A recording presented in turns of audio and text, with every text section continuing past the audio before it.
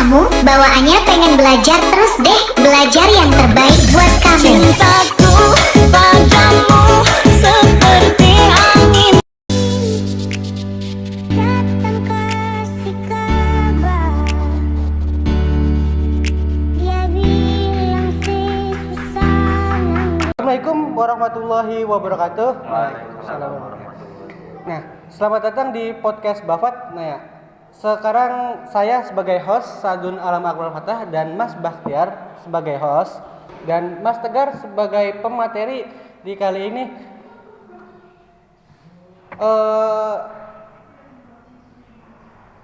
Podcast kali ini saya akan mewawancarai Mas Tegar. Nah, dengan tema cedera pada atlet pencaksilat. Nah, ya.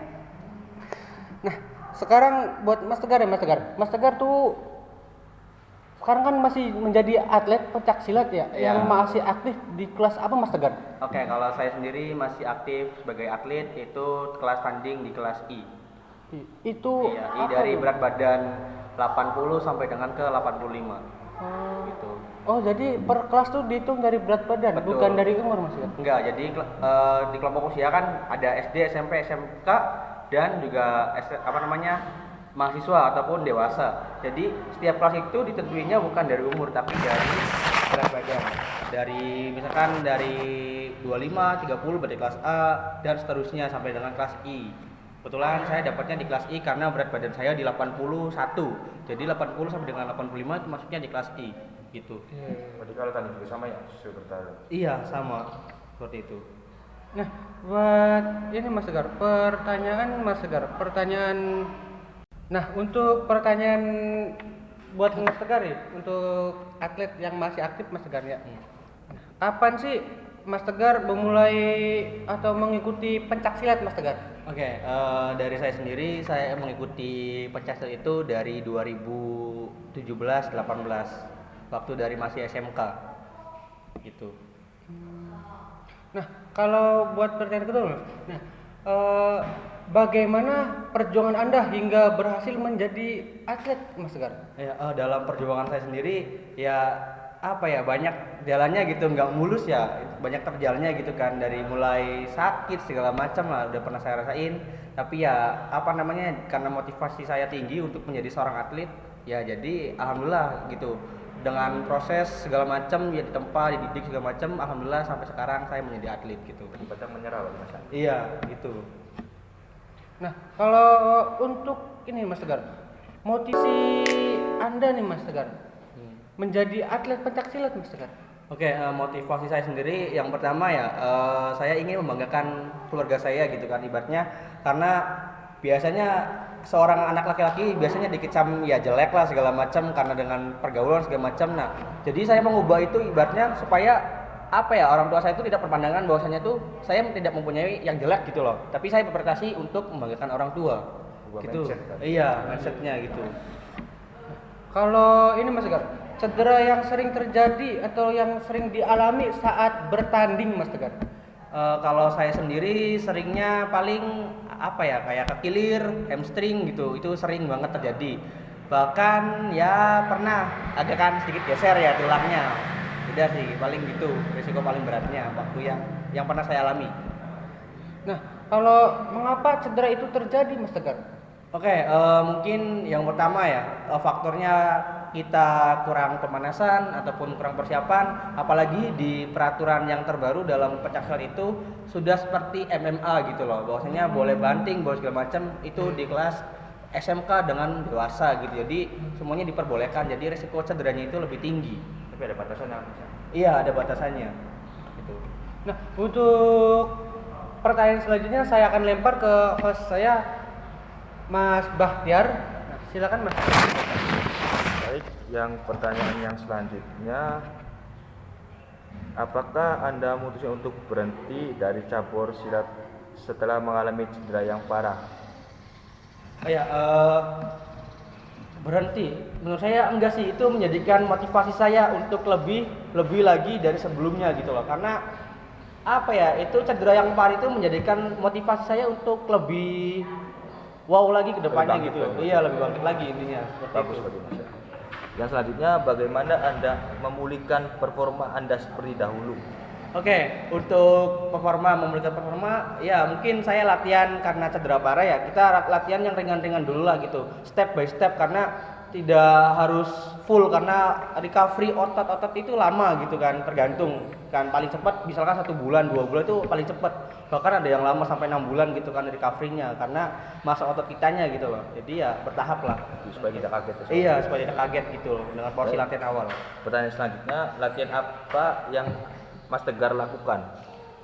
Oke, latihan saya ya pada umumnya ibaratnya latihan dari mulai basic dulu, yang kedua itu kayak kita latihan stamina, endurance, agility dan segala macamnya gitu loh. Karena kita harus lincah segala macam, apalagi dalam event kan kita tanding one by one gitu, di mana kita tonton banyak orang di tribun kan. Jadi itu melatih mental kita juga segala macam lah gitu. Apakah di situ Mas Tegar merasa nervous apa enggak gitu?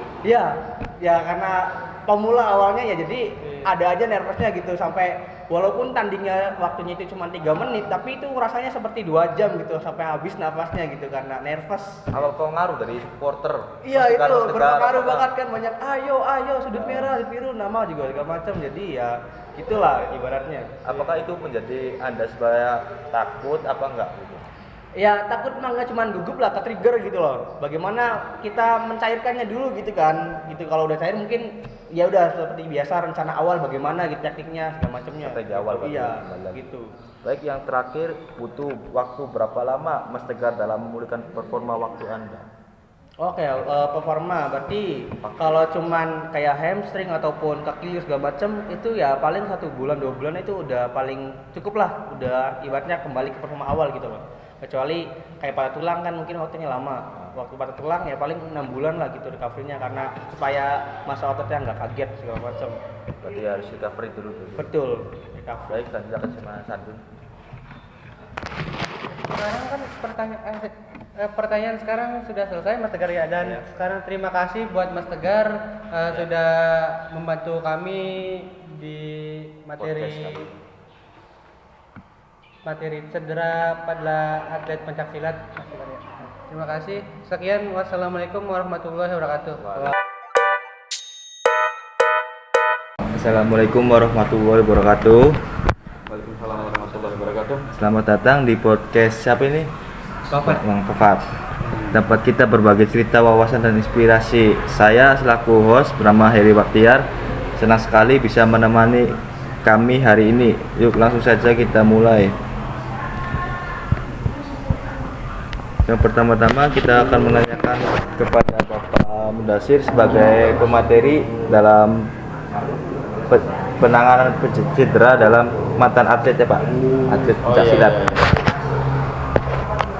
Yang pertama, kenapa Bapak memilih cabur pencaksilat untuk ditekuni pada awal Pak? Gitu ya.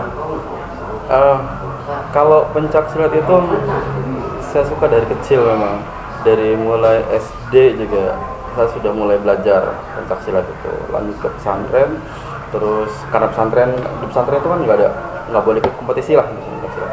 Baru kemudian ada lagi itu di kuliah di S1.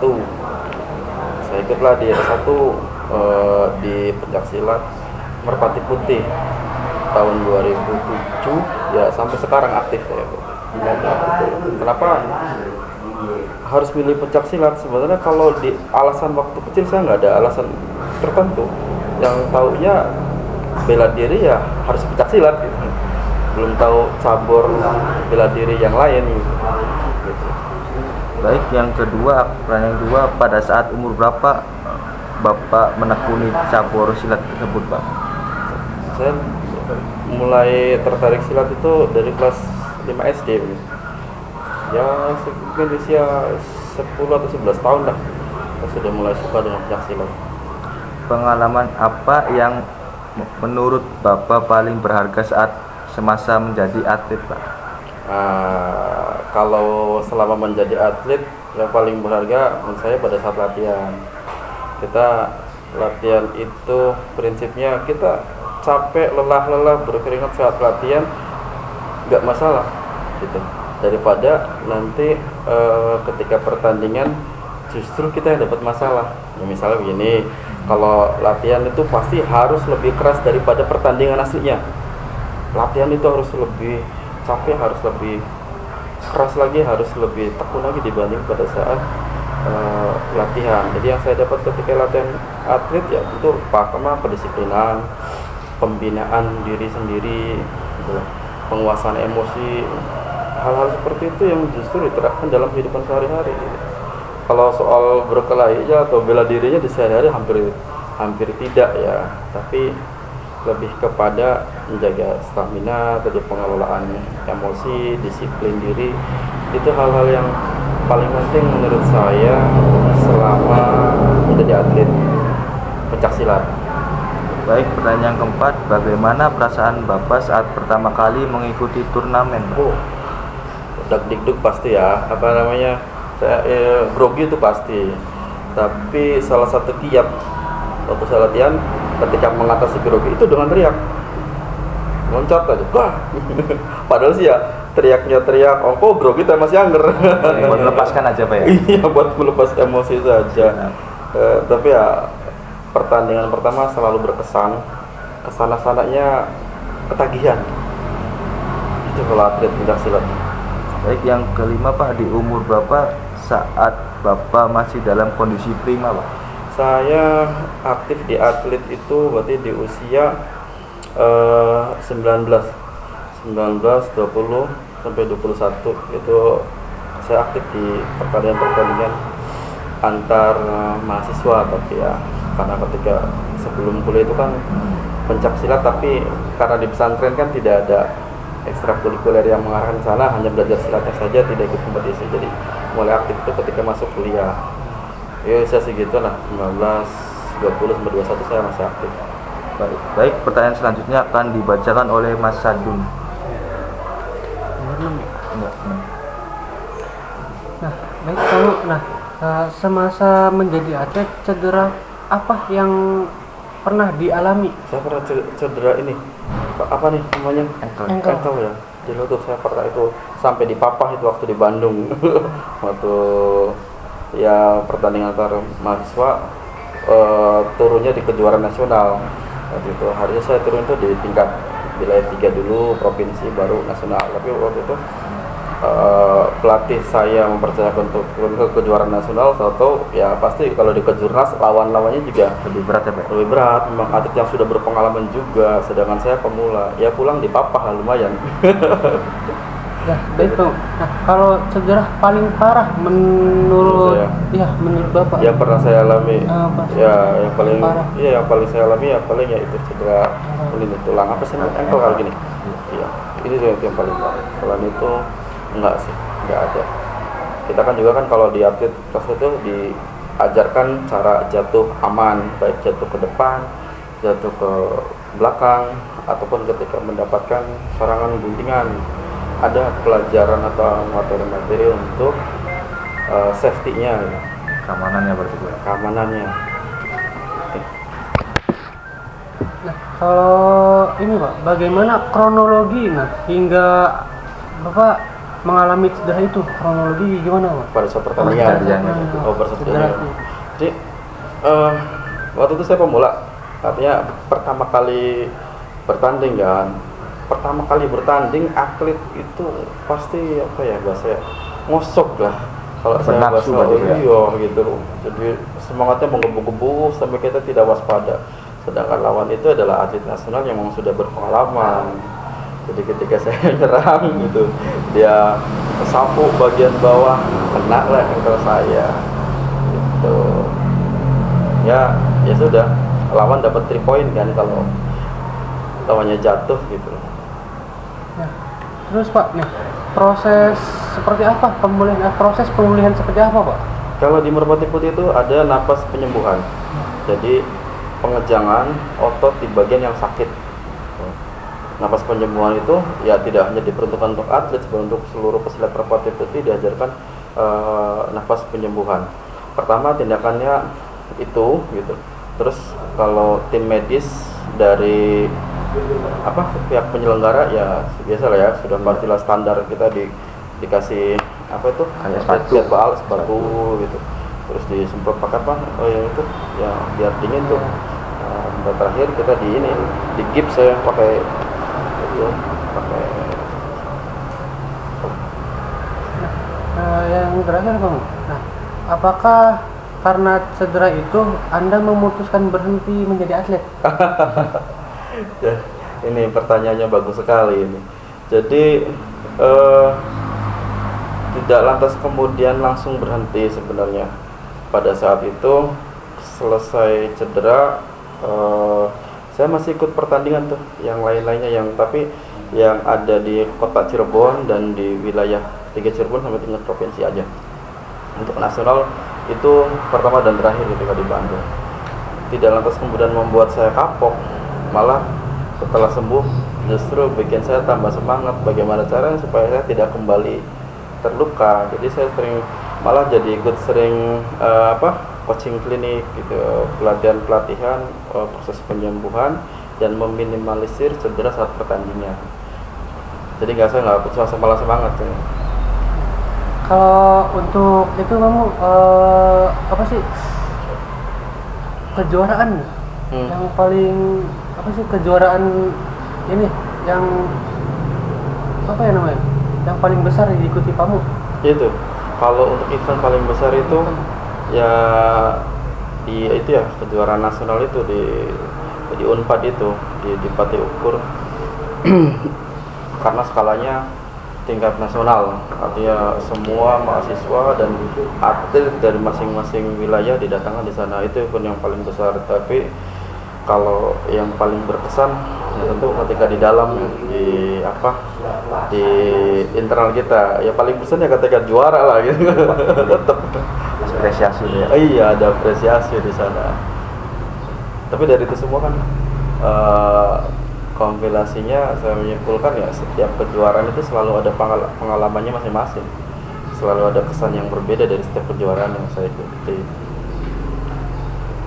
Kalau untuk nomor atlet kamu itu berapa ya? Kelasnya? Ya kelas.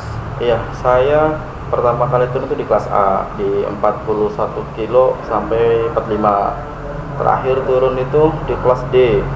Kelas D itu berarti 59 sampai 60. 56 sampai 60. Saya terakhir turun itu tuh di kelas D. Nah, kelas-kelas itu berarti ngikutin berat badan gitu ya? Iya. Oh. Iya, tergantung berat badan dan usia. Kalau usia remaja itu kan berarti sampai usia 17 ya. Kalau udah sampai 18 ke atas itu di pertandingan dewasa. Usia 18 sampai 35 itu untuk kelompok usia dewasa. Nah, baik. Terima kasih sih Bang Uya. Nah, sekarang lanjut. Oke, terima kasih kepada pemateri yang telah menjabarkan dalam pencaksilat kali ini. Ya. Kurang dan lebihnya mohon maaf. Bila taufik walhidayah. Wassalamualaikum warahmatullahi wabarakatuh. Waalaikumsalam warahmatullahi wabarakatuh. Siap. Semangat. Sukses selalu mahasiswa.